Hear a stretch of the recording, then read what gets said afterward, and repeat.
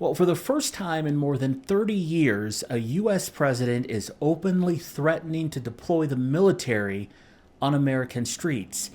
And it's over protests unfolding right now in Minneapolis. Hey there, I'm Brandon, and here's a big story that you should be following. President Trump is threatening to invoke the Insurrection Act to put an end to those protests in Minneapolis, which have been taking place since an ICE agent shot and killed Renee Good last week. Now, after that shooting, Secretary of Homeland Security Kristi Noem announced that ICE would be sending in hundreds of more agents to Minnesota. Over the past week, videos have surfaced of ICE agents detaining people, forcibly grabbing them from their cars. Even some American citizens have complained about being stopped by ICE. On Wednesday, an ICE officer shot a man in the leg. DHS says that man was here in the country illegally. As you can imagine, though, that led to even more protests on Wednesday night.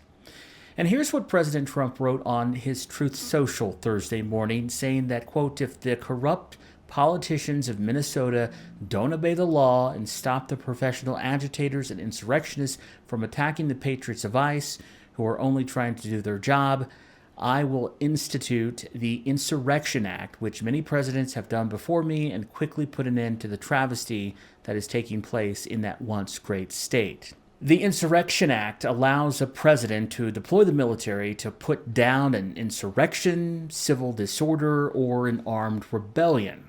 Now, this act also allows troops to make arrests and conduct searches, which they usually aren't allowed to do here domestically. American presidents have invoked the Insurrection Act about 30 times since 1807 when the act was created. The last time was in 1992 when President George H.W. Bush deployed federal troops during the LA riots. So in Minnesota right now, you've got local and state officials pointing their fingers at the federal government, and the federal government blaming local and state officials for encouraging violence against law enforcement, as one DOJ official put it. Minnesota Governor Tim Walz released a video Wednesday urging protesters to remain peaceful, telling them not to play into Donald Trump's hands. What's happening in Minnesota right now defies belief. News reports simply don't do justice to the level of chaos and disruption and trauma the federal government is raining down upon our communities.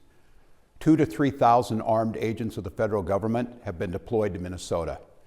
Armed, masked, undertrained ICE agents are going door to door, ordering people to point out where their neighbors of color live. They're pulling over people indiscriminately, including U.S. citizens, and demanding to see their papers. Donald Trump wants this chaos. He wants confusion, and yes, he wants more violence on our streets. We cannot give him what he wants. We must protest loudly, urgently, but also peacefully. All right, so let me know what you think about these protests in Minnesota. Who do you think's to blame? Is it local and state officials or the federal government? And do you think President Trump will actually invoke the Insurrection Act? He's talked about it several times, including during his first administration, but it didn't actually do it. Do you think he's going to do it this time? And how do you see all of this playing out? Let me know. And don't forget to subscribe, and I'll be sure to keep following this story.